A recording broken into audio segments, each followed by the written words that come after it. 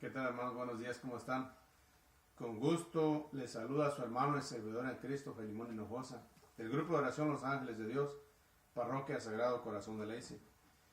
Este día, jueves 11 de abril del 2019, vamos a compartir el Santo Evangelio según San Juan, capítulo 8, versículos del 51 al 59. Vamos a leer la palabra de Dios en el nombre del Padre, del Hijo y del Espíritu Santo. Amén. En verdad les digo, el que guarda mi palabra no probará la muerte jamás. Los judíos replicaron, ahora sabemos que eres víctima de un mal espíritu. Abraham murió y también los profetas. Y tú dices, quien guarda mi palabra jamás probará la muerte. ¿Eres tú más grande que nuestro padre Abraham, que murió, lo mismo que murieron los profetas? ¿Quién te crees que eres? Jesús les contestó, si yo me doy gloria a mí mismo, mi gloria no vale nada. Es el Padre quien me da gloria, el mismo que ustedes llaman nuestro Dios. Ustedes no lo conocen, yo sí lo conozco, y si dijera que no lo conozco, sería un mentiroso como ustedes. Pero yo lo conozco y guardo su palabra. En cuanto a Abraham, padre de ustedes, se alegró pensando ver mi día, lo vio y se regocijó. Entonces los judíos le dijeron, ¿aún no tienes 50 años y has visto a Abraham? Contestó Jesús, en verdad les digo, que antes que Abraham existiera, yo soy. Entonces tomaron piedras para tirárselas, para lanzárselas, pero Jesús se ocultó y salió del templo. Palabra del Señor. Gloria a ti, Señor Jesús. Mi hermano, mi hermana, este es uno de las oposiciones más fuertes, diría yo, que tuvo nuestro Señor con los mismos, como dice mismo San Juan al principio del Evangelio, que vino a su casa y los suyos no lo recibieron. Con uno de los mismos del pueblo elegido de Dios, de los mismos judíos, donde más fue rechazado el Señor, donde más fue hasta apedreado, que dice que tomaban piedras para lanzárselas. Entonces, Jesús, nuestro Señor, lo único que vino a hacer es a salvarnos, a salvarlos a ellos, a salvarnos a nosotros, a darnos vida y vida en abundancia, como Él mismo lo dice aquí. El que guarda mi palabra jamás probará la muerte. Y esas palabras les parecieron a los judíos y los maestros de la ley, incluso a los que escudriñaban las escrituras, como, la verdad, no sé qué entraría en su mente cuando escucharon eso. Obviamente una de las cosas es que blasfemaba contra Dios, porque decían en otra parte del Evangelio, decía, se hace igual a Dios, se hace llamar Dios, o cuando decía que Él tenía poder para perdonar pecados, decía, solamente Dios perdona pecados. ¿Cómo puede blasfemar así contra Dios? Y aquí me imagino que pensaban lo mismo.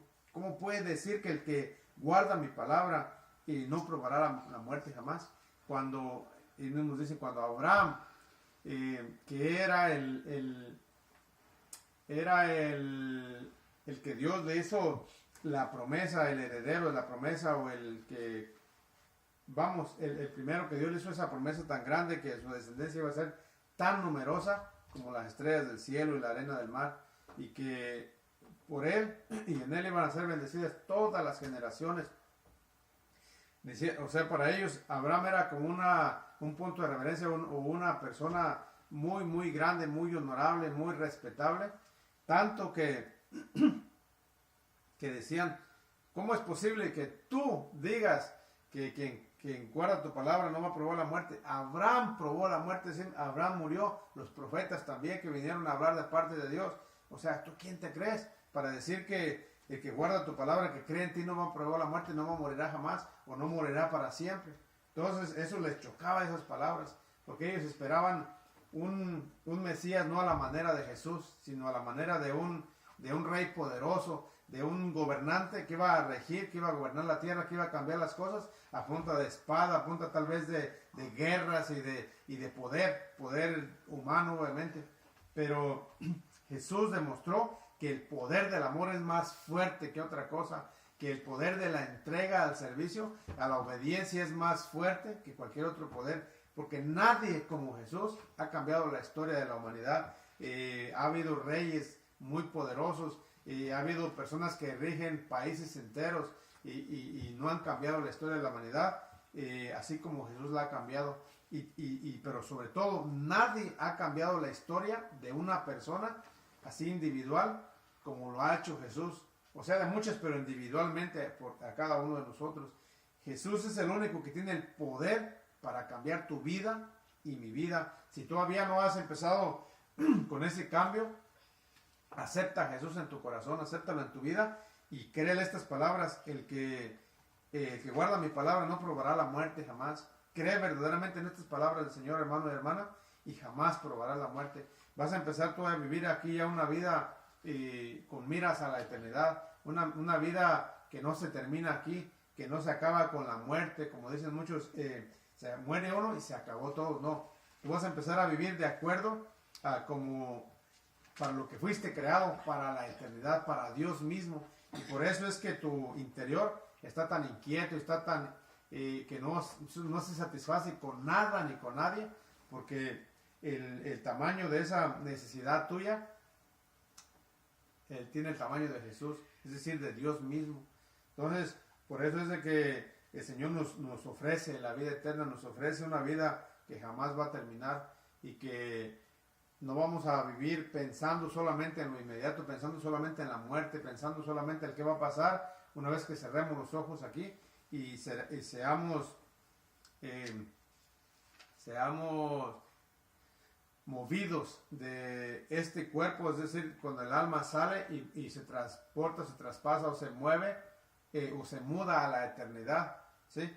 Cuando pase eso, mi hermano y hermana, si vivimos y guardamos la palabra del Señor, vamos a estar completamente confiados en que Él la va a cumplir y nos va a llevar a su presencia para vivir con Él eternamente. No seamos, hermano y hermana, como los judíos que cerraron su corazón, que no creyeron en la palabra del Señor, que no creyeron en el único que es el camino, la verdad y la vida, y por lo cual vivieron, me imagino que de allí para acá, una vida de frustración, una vida de desengaño, una vida sin sentido, ¿sí? Aunque escudriñaban las escrituras, aunque leían las escrituras, pero su corazón permanecía cerrado. Y ojalá que tu corazón y mi corazón no esté así cerrado a la gracia de Dios, a la gracia de Jesús, que puede transformar tu realidad, que puede darte vida y vida en abundancia. Fíjense lo que dice el Señor, dice, ustedes no lo conocen, está hablando del Padre. Dice, yo sí lo conozco, y si dijera que no lo conozco sería un mentiroso como ustedes, pero lo conozco y guardo su palabra. Jesús lo único que vino a hacer esta vida, a esta tierra, es a cumplir la voluntad del Padre. ¿Y cuál era la voluntad del Padre? Bueno, que Jesús diera la vida por ti y por mí, de esa manera que lo hizo, en una cruz, a pagar todas las culpas, todos los pecados que debemos tú y yo, que hemos cometido desde antes de que naciéramos, porque dice el salmista, pecador soy desde el vientre de mi madre, en pecado me concibió mi padre, dice mi madre. Entonces, y Jesús vino a eso, no solamente a pagar por nuestros pecados, a liberarnos del pecado, a liberarnos de las ataduras o de las amarras o de las cadenas del pecado, porque Jesús mismo dice también que el que peca es esclavo del pecado. Es decir, que si yo agarro un vicio, me hice esclavo de ese vicio. Y para que yo salga solo, es imposible. Por eso, hermano, hermana, cuando tú agarras y yo agarro un vicio, por más que queramos luchar contra ese vicio, no podemos. Porque nos hemos hecho esclavos de ese vicio, de ese pecado. Y Jesús a eso vino, a liberarnos de eso. Por eso Él nos dio ejemplo de la obediencia al Padre. Y es nosotros que tenemos que obedecer también a Jesús, porque Él dice que guarda mi palabra y la cumple. Ese lo amará mi Padre, ese en otro lado, y vendremos a Él a poner nuestra morada en Él.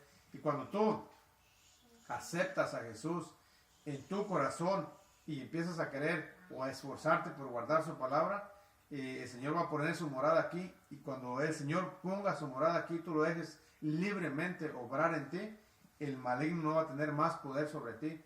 ¿sí? Los vicios ya no van a tener poder sobre ti, porque Jesús es más poderoso que cualquier vicio, pero sobre todo porque Él llena esos vacíos que hay en mí y que hay en ti, esos vacíos que nos llevan a tener vicios, a dejarnos guiar por nuestras malas pasiones, los deseos de la carne, por la concupiscencia de la carne, es decir, la naturaleza caída que quedó en nosotros por el pecado original.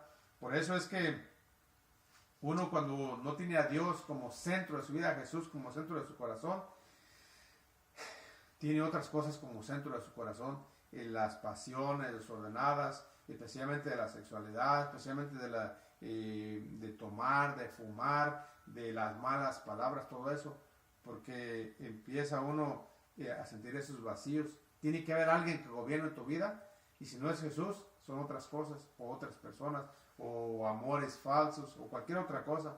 Por eso el Señor, mi hermano, me manda el mensaje de esta noche, o este día, mejor dicho, es que te dejes guiar por el Señor, que dejes que el Señor sea verdaderamente el que conduce tu vida, para que la lleve a buen puerto, para que la lleve hasta la eternidad, a morar eternamente con Dios Padre, Dios Hijo y Dios Espíritu Santo, del cual deseo que te bendiga ahora y siempre, en el nombre del Padre, del Hijo y del Espíritu Santo. Amén.